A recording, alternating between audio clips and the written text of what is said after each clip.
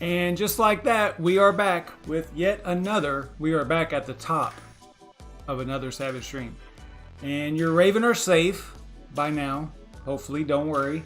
Not going to waste any time. Let's just get right into it. I was a little bit late, like 5 minutes late. So sorry about that, guys. I had some stuff I had to do. All right.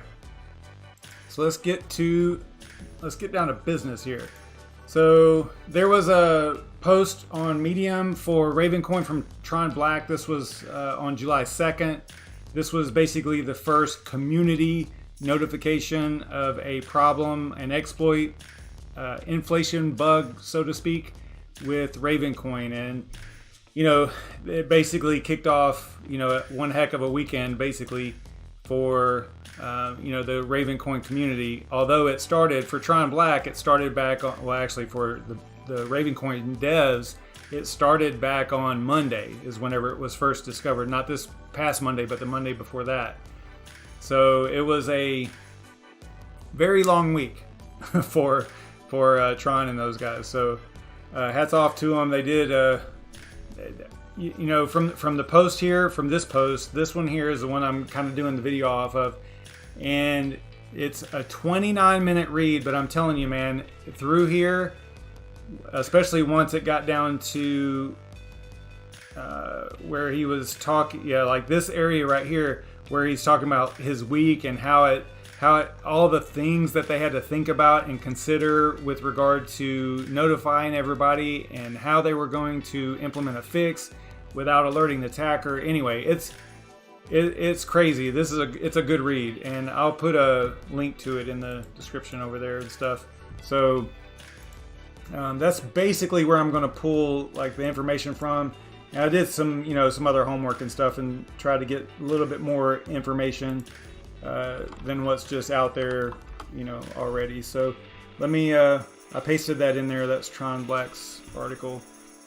I didn't paste it in the chat. I just pasted it in the description. But anyway, so in this article, this is really good article.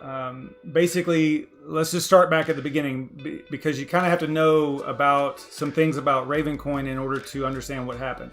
So in Ravencoin, the consensus code can be considered. I'm going to try to scroll this really slow here. Let's see here. The consensus code can be considered the core code and is even more complex than Bitcoin code due to the asset layer. So they've added in things inside of Ravencoin that makes it even more complex. And in the past year or so, there's been a significant amount of development and new code surrounding how Ravencoin should handle the new feature sets such as restricted assets, tags, and messaging. It has been a super busy year for this open source community project that we call Ravencoin. Basically, the consensus code either accepts or rejects transactions. That's its main job. It's the main checkpoint, and it has two levels. One that checks the mempool, which is all the live transactions waiting to be added to a block, and another level looking at what is allowed in a block. A significant change to Ravencoin when compared to Bitcoin was that second level, because not only does it have to check for double spends, it also has to check for assets created. They all have unique names, and whether or not that 500 Raven is burned to create that asset. So whenever you create an asset on the Ravencoin network, it burns 500, and that's one of the things that this that consensus code was looking at to verify. So let's move over to a different article here real quick. So basically, this is how it was discovered. It was discovered by the Cryptoscope team, and they are building this really slick Explorer. Let me see here. Let's see if I can bring it up without. Let's see here. RVN. I didn't have this up there yet. Usually like to link to things that I'm talking about. So here's their asset aware. They're building this really slick asset aware Explorer, and they were in the process of doing some upgrades or some coding on this, and they had to actually let's see how they describe it in this over here. Hang on a second. The process was over. He had to resync the Explorer like from the get-go. because they had to modify the database structure and completely resync. And whenever it was over, he noticed these, the dev that was doing this, he noticed these unbalanced vector outputs where, and it was marked properly by the Explorer. You can see that here, that they were actually marked as like invalid supply or unbalanced supply or something like that. After looking at it further, he realized that there was about 275 million Raven at that moment that were out of balance with what should be the supply. And you know, then he talks about in here how it did go and indicate that it was illegal supply. And it looked like, and he had noticed that it looked like it was 500,000 Raven every 2 hours is basically what was happening. And you know, they alerted the team, the core devs for Ravencoin. So then they all got together and were talking about what to do and all the different things that you have to consider whenever something like this happens to your project. And yeah, so CryptoScope's Asset Aware Explorer had caught these transactions and marked them as illegal and unbalanced supply. And then from let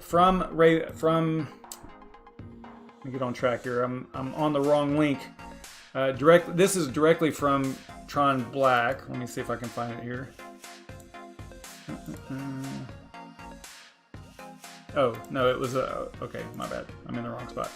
So let's see here. So that was about the discovery and how it was discovered.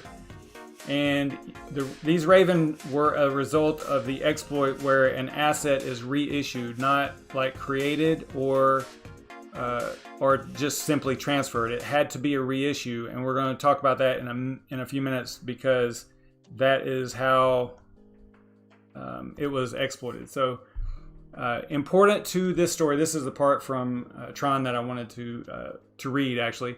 Important to this story is a rule that was in place to check that for any asset transaction, make sure the Raven output is 0. As originally written, this rule was for any asset transactions. A code change that gave one message for asset creation with non-zero Raven and a different error for asset transfers with non-zero Raven was introduced in the code. And because there wasn't a case for asset reissuance, it allowed an output with Raven. And that appeared to be introduced intentionally. So that's basically, let's see here. If we go to, make sure I get on the right link. I got so many windows open. Yeah, this one here. So this was the code that that a user called Windows Crypto Dev authored, and Blonde Frog's one of the core devs for Ravencoin committed it on January 15th. So that's how old this is. This code got introduced back on January 15th. You know, as a pull request and all that stuff that happens with code.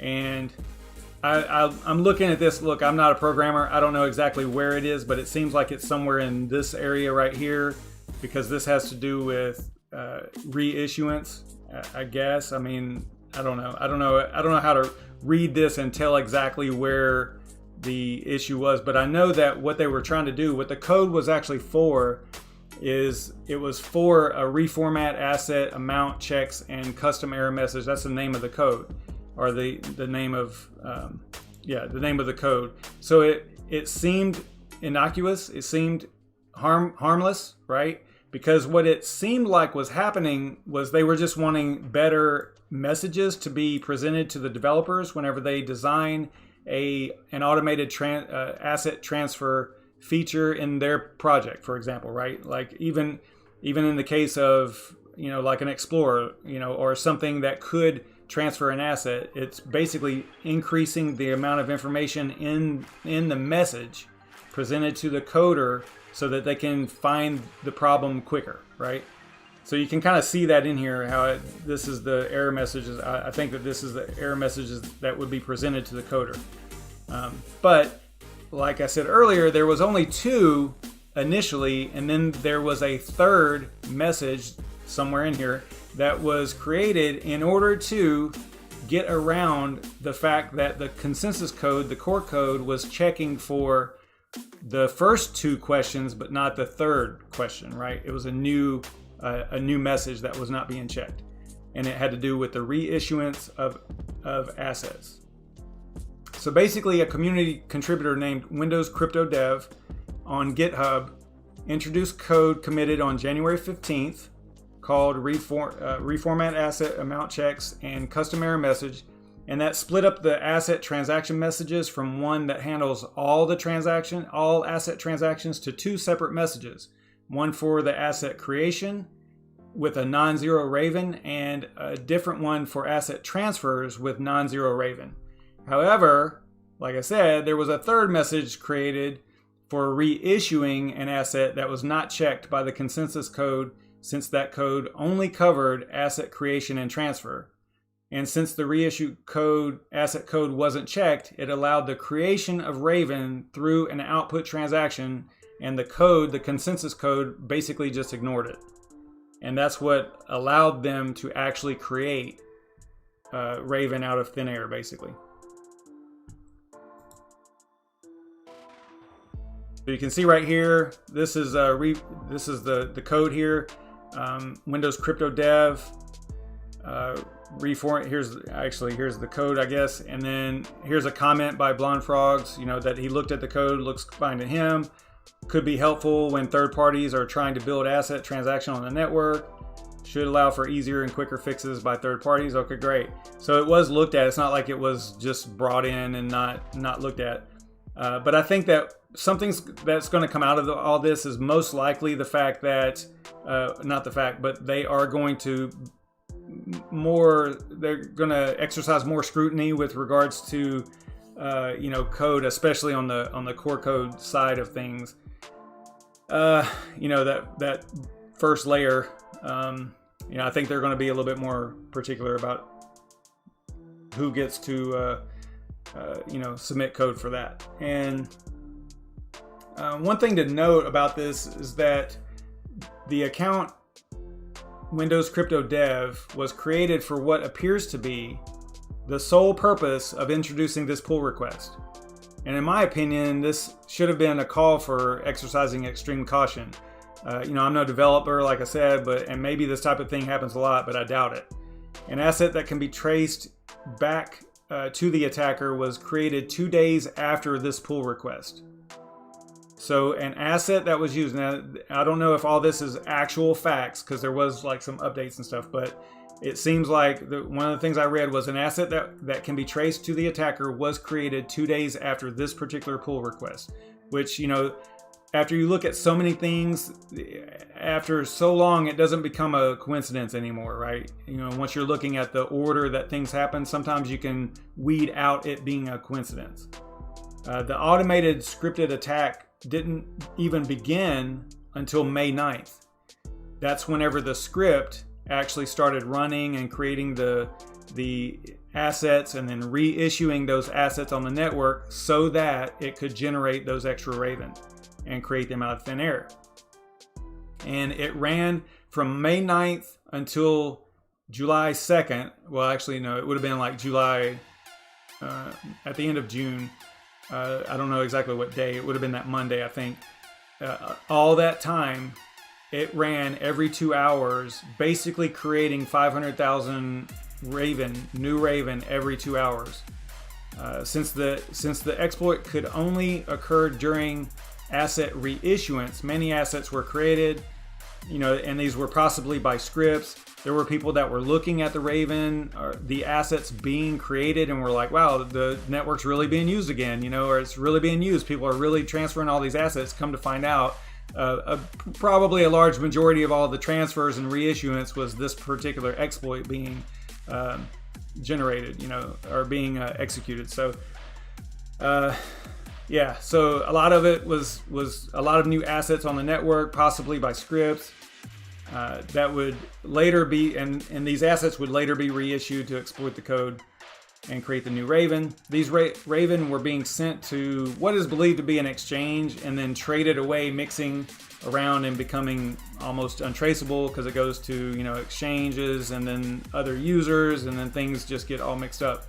But the cool part about that particular aspect of it is that you can look at it like this. if all of the Raven, all or most of the Raven that has been generated and exploited this way, or from this exploit, if it was already sent to an exchange, then the economic impact of it, short term anyway, has probably already been felt, right? Now there's some, questions about the project and all that stuff, that's fine. But as far as the direct economic impact of dumping on an exchange, that has already been passed, right? At least that's the way, you can look at it. So about the exploit itself. The exploit itself actually, well, yeah, I wanted to kind of point this out too. So this is the Windows Crypto Dev, hell of a name, repository, or his account on GitHub. There was 5 contributions on one day, January 15th, 2020. And that's it.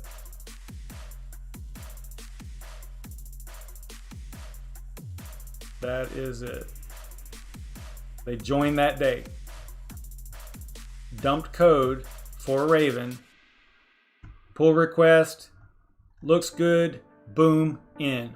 Now, many months went by before it started being exploited.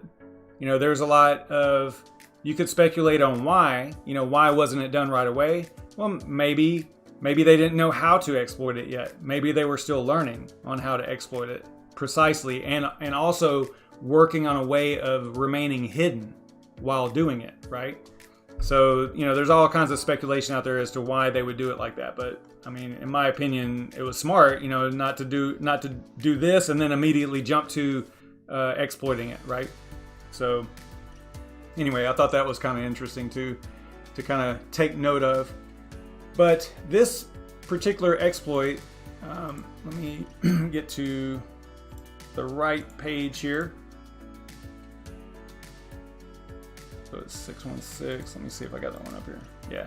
So this particular exploit stayed hidden because it was designed to. Many different assets were created and then reissued later, like I said earlier, probably with a script.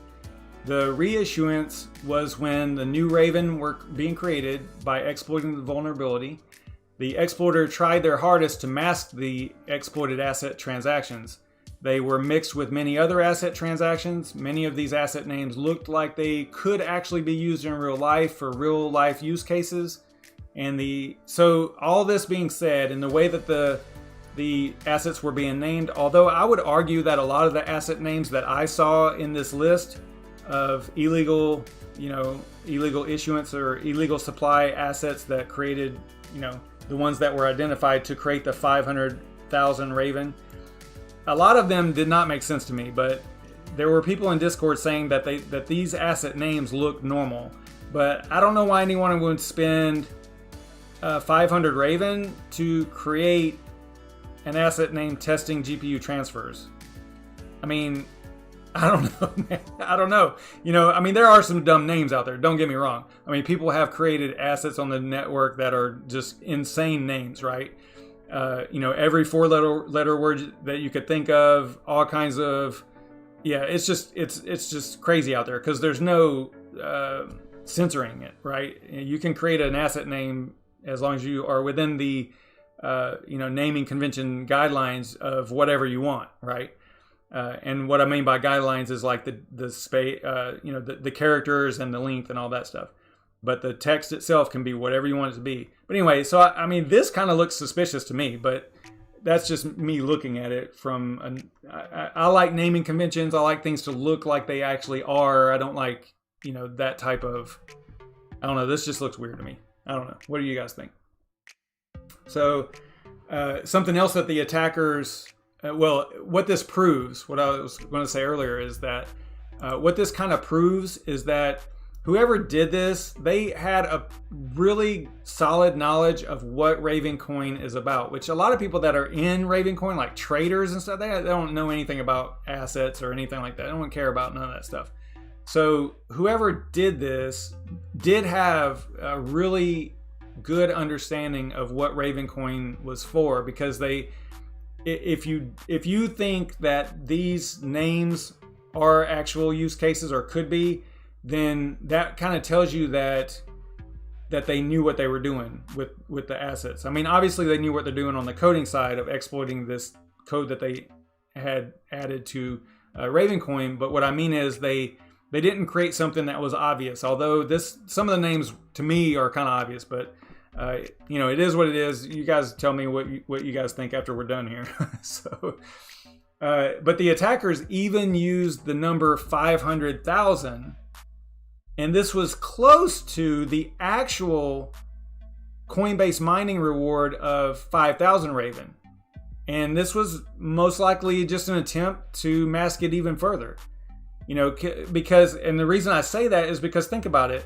They could make this number anything that they want. Anything they wanted, they could make this number. This illegal supply number could be whatever. But they chose 500,000. Probably because the normal reward for Raven is 5,000, so it could kind of be overlooked, maybe, right?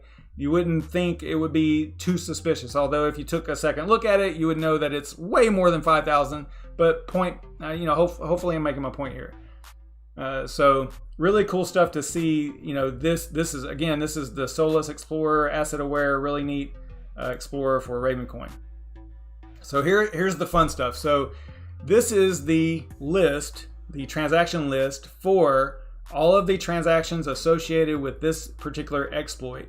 And you can see here that 301,804,400 and some change Raven were sent using this exploit. You can see this spent, so this all went to like an exchange, right? So in and out here.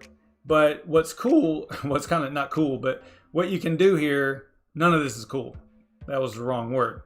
But what I meant is going in here and seeing the names of these transactions or the names of the assets that are created. And if you're not really familiar, like what we're talking about here is Ravencoin network has it's asset aware, so you can actually create assets on here. You can see I've got SavageMine, you know, there's HashRaptor, there's Brandon Coin in the ether out there somewhere because it's no longer on my mobile wallet. It's not in this wallet. I don't know where the Brandon Coin asset is, but it's somewhere.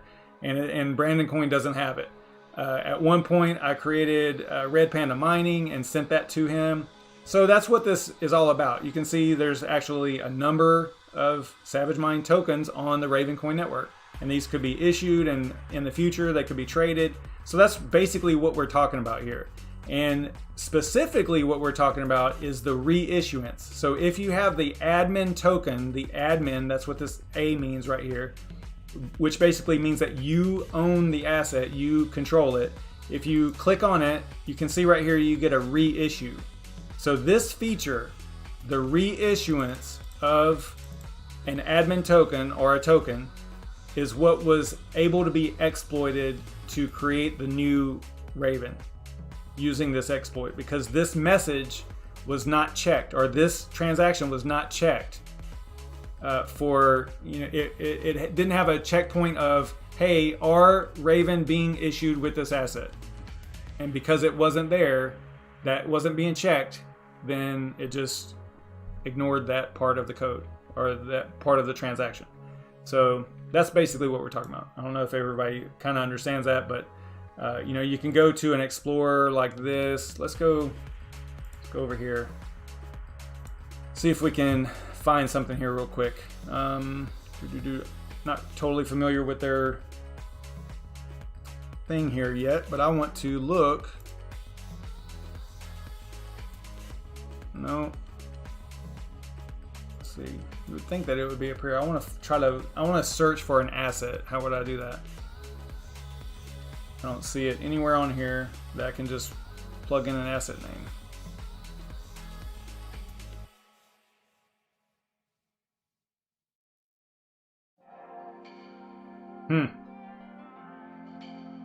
Okay. Maybe coin distribution. Maybe there's not a way of searching. Maybe it's just a straight up explorer and that's it. But anyway, all right, it's not a big deal. We can press on. All right, so you know, all the way back here on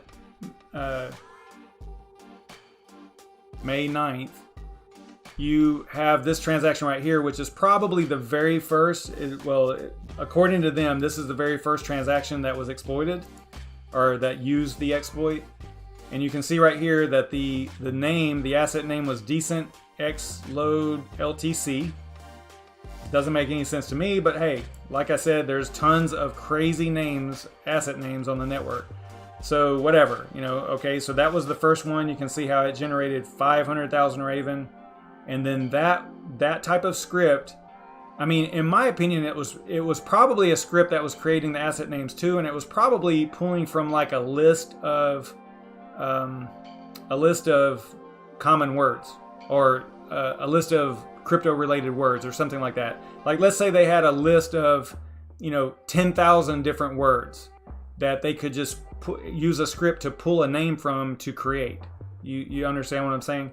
It seems like that might be what they did, because look at some of these names. So that was the first one. The second name was YouTube Subs Gift Credit. Okay, that doesn't make any sense. I mean, maybe, but you can see how the management account 30 transaction with a number after it. Some of these are really suspect to me. I don't know. If I would have seen them being created, I would have probably been like, that is 2019 tax transaction ID. Okay, all right. Let's look at a couple more here. WeChat Raven tokens. All right. So there's all kinds of crazy names being created, and it was used to exploit this. Here's one for 2.0. This is the 2.8 million one. So okay, so here's another thing that happened. Whenever they first, and I want to say that Red Panda Mining actually saw this live on his recording whenever he was talking about this same issue with the Ravencoin exploit. Whenever they first put out all the information, Tron Black, the lead dev for Raven, that given the information that they had put out in the public, that someone, a smart programmer type, could trace that back and figure out exactly what the exploit was and possibly exploit it themselves. And it's thought that they think, they being the core devs for Ravencoin, believe that there were eventually three attackers. There was the original attacker with the 500,000 every 2 hours, and then there was two other attackers, one that did 2.8 million, and the other attacker, I think it was 1 million. I don't remember. I think that was the number. So it was about 3.8 million, which we'll get to that in a minute too. So it looks like there were other developers that actually exploited the code and exploited this vulnerability and generated Raven. So Tron's worry actually came true, most likely, that they had put out too much information in the public, and it was basically breadcrumbs. Then they followed it back and figured out, okay, this is where the exploit is, and how can you, and then being a developer, they figured it out, what they needed to do, probably a modification to their Qt wallet, desktop wallet, in order to actually have the code work or have the exploit work. So yeah, so that's where I'm glad I saw that, because that's basically what this transaction was, this 2.8. It kind of stands out because it's not the normal 500,000 that were done by the other exploiter. So that happened, I guess, then. Actually, yeah, because that was on July 4th, right?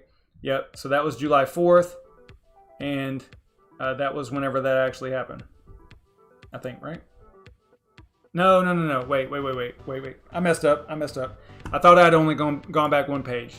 But there were other attackers or other exploiters there, but I don't know if it was 2.8 million. I know he says in the article. Let me see if I can find it real quick here. No, I highlighted some stuff here. Yeah, they did a whole lot. They did not want to. Hey, thanks, Not Your Normal Miner. Thanks for the $5 there, sir. They didn't want to alert the attackers, of course, and that was a big challenge with the whole thing. I was trying to find.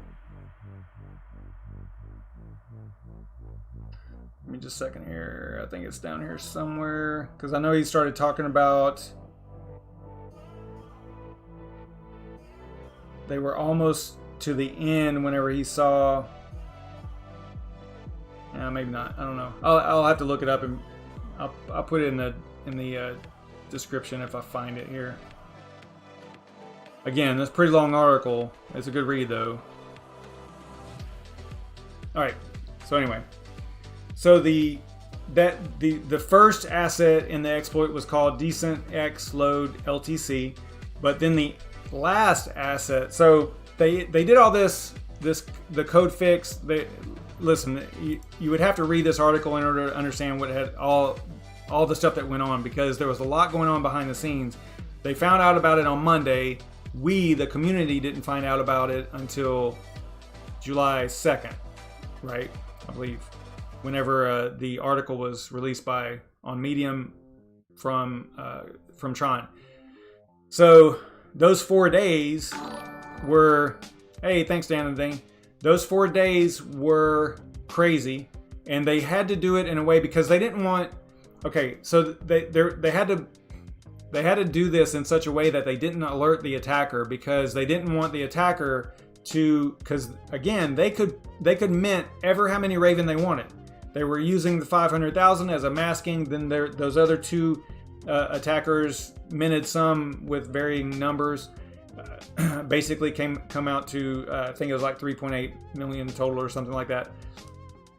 I don't remember. Anyway, so they had to do this really carefully. They had to be super careful and alert the pools, because this exploit really only affected the pools and the people that actually mined blocks and added them to the chain, right? So that's where there needed to be, the code change needed to be implemented there in order to reject those transactions, and then so that they could apply the fix as it goes. So it was, if you read the article, you can tell, like, good grief, it was really, I would imagine, a lot of stress. Tron talks about only sleeping for like an hour at a time or something, or 2 hours. He tried to sleep 2 hours or something, and it didn't work out. But they used the BIP9 code, or the BIP9 Bitcoin Improvement Proposal number 9, which basically activates the new code after 70%. They actually knocked that down, because I want to say that wasn't the implementation of assets something like 90%. It was a real high number. But they had to get this down to 70% of the blocks mined with the new code so that it could happen a little bit faster. But see, this is where it came into, like, really being careful, because if they put that number too low, let's say they put it at 50%, and he talks about this in this article, if they put it at 50% or 51%, if they put the code activation at 51%, then what could happen is the attacker, which obviously knew what they were doing, could fire off like a nice hash attack, buy up a bunch of hash rate, and still have the exploited code be the main chain, outrun the fixed project code, right? You see what I'm saying? So it would be represented as the longest chain and the valid chain to all the mining pools and stuff, and all the nodes, all the wallets, everything. So it was really smart to pull that number back or put it somewhere in between 90 and 51. They chose 70%, and it worked out really well, because the whole cycle started in that 2016 block time frame, the difficulty adjustment and all that. So it's really cool that it started then, and they needed 1,411 blocks of the 2016. And it actually got implemented in one cycle. So 1.4 days roughly, because 2016 blocks in Ravencoin is a lot faster than Bitcoin. Bitcoin is like 2 weeks. In Ravencoin, it's only like 1.5 days, because the blocks are 1 minute instead of 10 minutes, right? So anyway, cool stuff, really cool stuff if you read up on it. But the funny thing is, not funny, but kind of funny, is this last transaction of 2.8 million. The name of the asset was Exodus. So they were worried, they being the core devs, specifically Tron Black, you can read about it in the article, was like, oh wow, here it comes, right? This asset, he took this as kind of a sign, right? Now, could the sign mean, okay, I'm done, I'm out? Could the sign mean Ravencoin is done and they're going to just do a crazy number to just wreck the project? But see, here's the thing. Clearly, this person knew what they were doing. Clearly, they liked the value of Raven because they were using it to gain monetarily, right? So they were hoping that at least the attacker saw value in Ravencoin and they didn't want to wreck the project, because they didn't, and they could have, right? So, take that for what it's worth. But, I don't know, it's still cool stuff. And yeah, so what was really cool about the actual fix, the implementation of the fix, was that, because it was a rule change to not allow Raven issuance on asset reissuance, it was a soft fork, right? It didn't need to be a hard fork. Only the nodes that actually mine the blocks would need to be updated. So that gave them this opportunity to use BIP9 and just do 70%, and then off they went.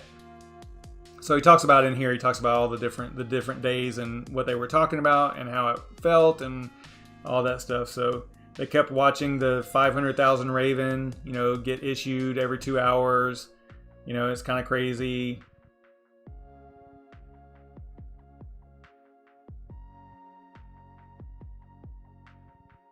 Yeah, here's where he talks about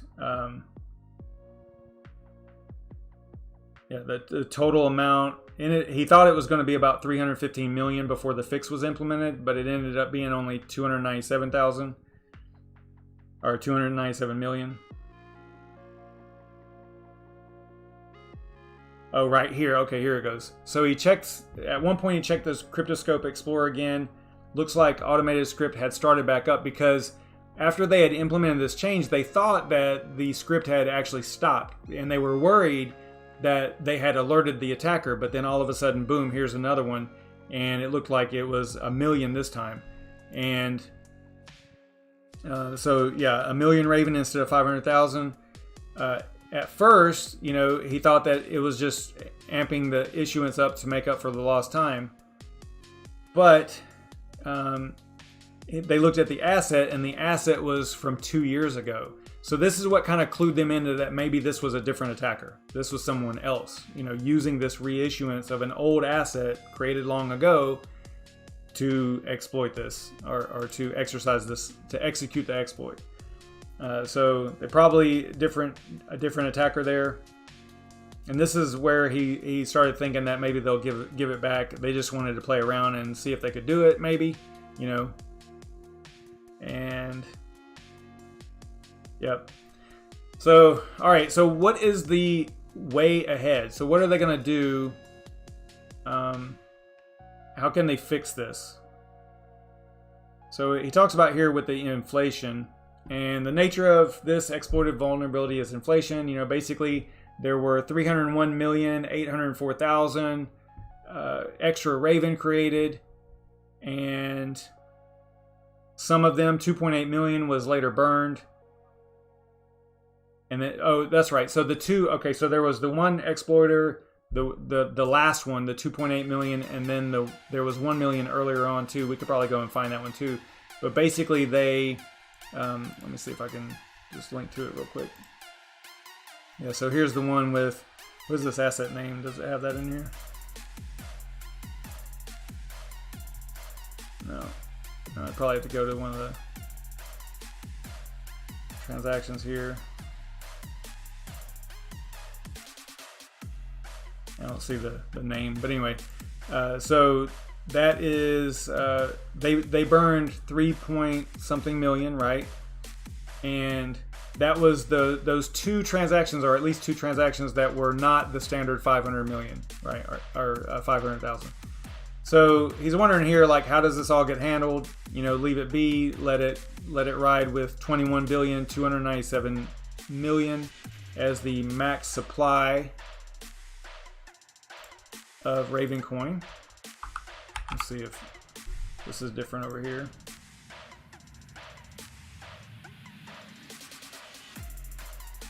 Yeah, it still says 21 million here, so it hasn't been updated. But anyway, so there's 6.5 million, 6.5 billion right now circulating.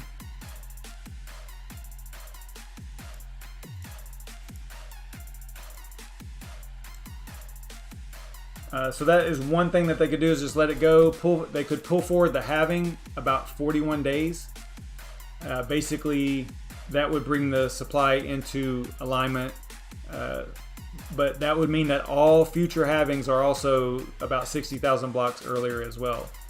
They could pull the mining forward 82 days, so that first halving starts earlier, but then it goes back to the same schedule as before.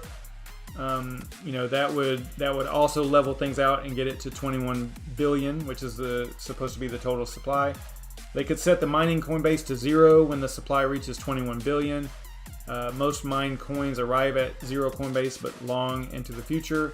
That he doesn't think is a good idea, because it basically means that mining rewards would stop at 26 years, which is not good. Tron says that his preference would be to get the supply back to the expected supply. My preference is option 2, which would be pull forward 41 days, and each halving would be that much earlier each time. But the supply would come in to, be balanced at that point.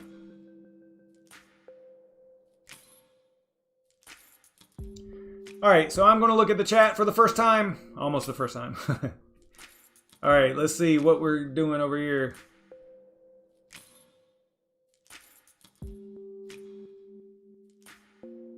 Let's see what. Oh, Ravencoin.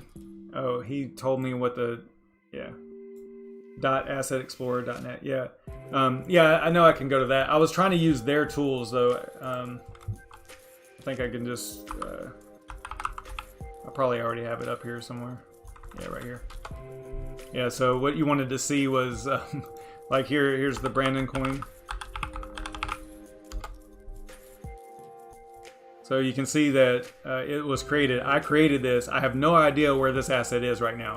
And I can second HashRaptor's frustration with the Ravencoin mobile wallet. At first, I was kind of thinking it was him, and then I got to looking at it, and it seems like there are... stop. There are... Who's in here? Dan the Dane. Oh, Dan the Dane got on my table.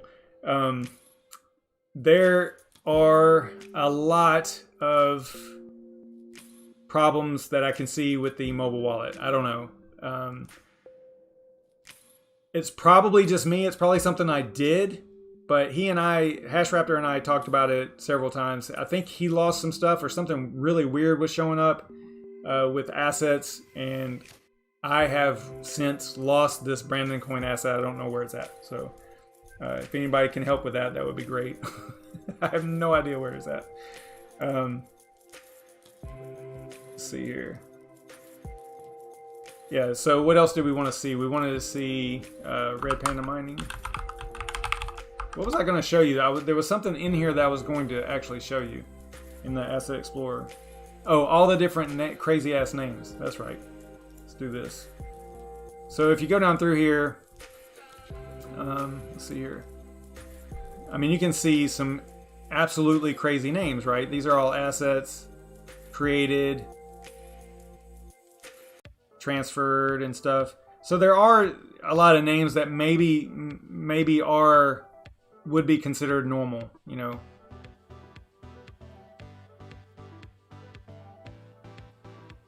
I don't know. Anyway, lots of different names. Yeah, you could literally, like, there's sex. Search for sex, and that's what you come up with. You know. Let's go Panda. How many of those? Oh, there's Panda Coin. Look at that. Is that you, Red Panda? It has IPFS. it's for sale. Panda, you can contact this person right here and negotiate for the sale of that asset.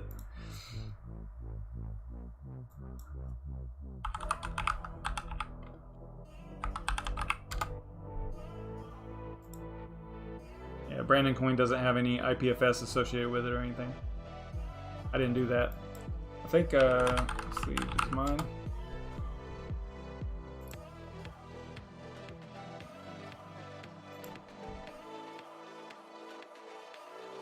Yeah, like here's a IPFS attachment.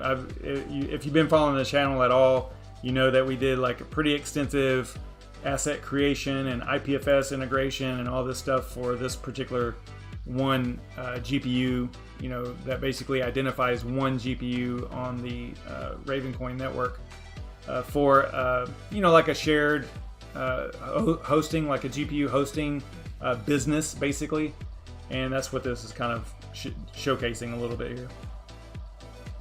Because eventually what we were going to do was be able to send voting tokens and profits potentially from mining. So let's say that this GPU is hosted at my place of business, and then this GPU over the course of a month, for example, made you know, $3 for the month or whatever after electric cost. Then I could actually send that $3 in worth of Raven to this asset, and this asset could be held by the actual owner.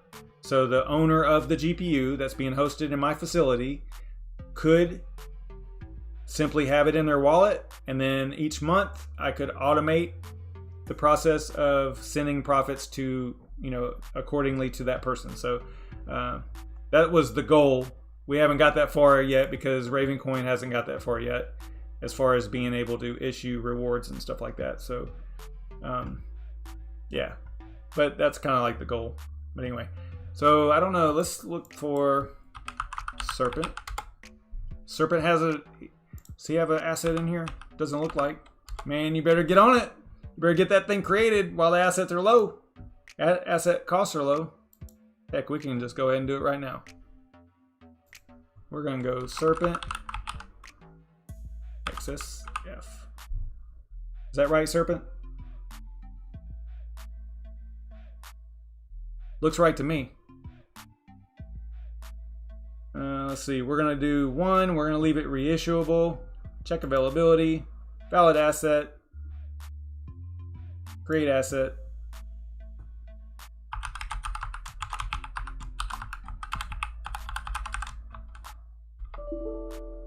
No, I don't know my password right now, so you're lucky. Actually, you know what? Now that I'm doing it, I better go ahead and do it because somebody else is going to grab it and they're going to want you to pay for it.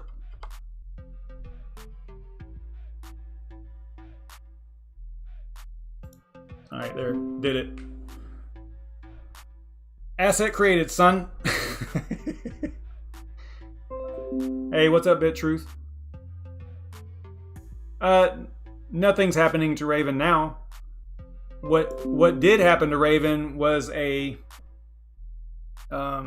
inflation bug that caused 308 million Raven to be created, somewhere around in that neighborhood. And the core devs are working on how to, or 301 million. The core devs are working out how to you know, compensate for it. Probably just moving the halving dates up is most likely what's going to happen. Yeah, it costs 500 Raven to create a main asset. That is true. So it's about, what, $10 right now? All right, wow, man, I keep going so long. Golly, it's 10:30 almost.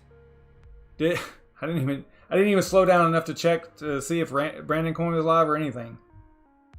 I don't think he has been this week though, so okay, yeah, he's not. I don't know what's going on. I need to catch up with him. I don't know what is going on over there.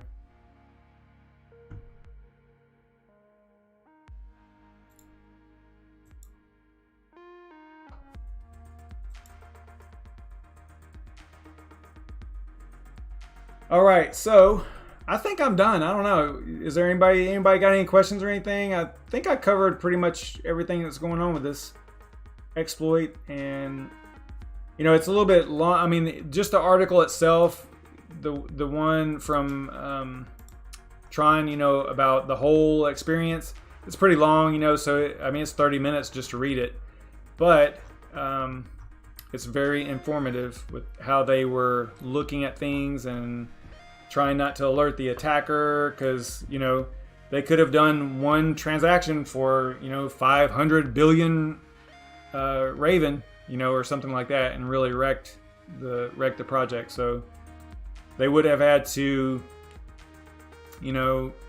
roll back the chain, create a new chain, call it something different besides Ravencoin. I think he mentioned like Ravencoin Phoenix in here or something. So that wouldn't have been good. That would not have been good for the project at all.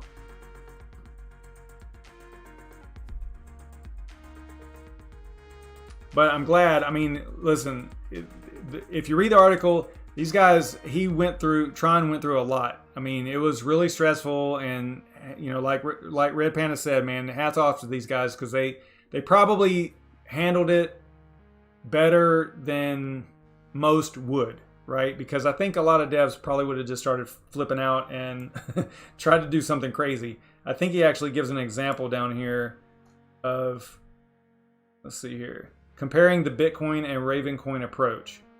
And it's got a trigger warning for Bitcoin Maximus like tone in here. So what they did to fix it, and it's really hard to compare the two, because in 2010, 184 plus billion BTC were created out of thin air. There was a soft fork solution, but it was because it was so early on that it was easy to implement. There weren't that many people mining it, right? So it was, but then there was the 2018 August Bitcoin inflation vulnerability too. And it looks like in that instance, they did sneak a fix to the miners through soft fork, and then they tricked everybody. It says that they did that by masking the nature of the real fix. They kind of did that with Raven, but they created a different repository, like a dummy repository, and they made it look like it was just a change to something small in the code, and then had the miners actually implement that code so that it would start rejecting those transactions that were the inflation, right? So they kind of took the same approach, which is fine. I mean, what are you going to do? What can you do? You can't. I'm glad that they didn't just let it die, because they could have just let Ravencoin die, and that would have been really bad. So anyway, talks about that in here as well. I'm tired. Yeah, I think they did a great job. Those guys did a great job, fixing this, and again, if you read the article, you'll understand all the intricacies of how this was done and what they had to do in order to implement it properly without alerting the attacker. It's pretty in depth, and again, I give it to those guys, man. They did a great job. So hats off to them. Yeah, because they, like you said, Dan, they could have just threw up their hands and gave up, and restarted the chain, but they didn't want to do that, and that says a lot, All right, I'm out. I'll probably be on the poker table if you guys want to join me over there for a little bit. If you're wondering what we're talking about, there's information in the description about poker. Upcoming charity poker tournament that we're having. Should be pretty fun. Put a note in here in the description about Tron Black's article there. And yeah, if you get some time, go read that, because it's really, really interesting. And if you want to play poker with me and some other YouTubers and subscribers and stuff, I'll be in there for a little bit. Probably not that long, though, because I'm getting pretty tired. I'll see you guys tomorrow night. I have no idea what we'll cover tomorrow. Maybe I'll do a poll or something on Twitter to try to figure it out. I'll see you guys tomorrow. Stay savage, everybody.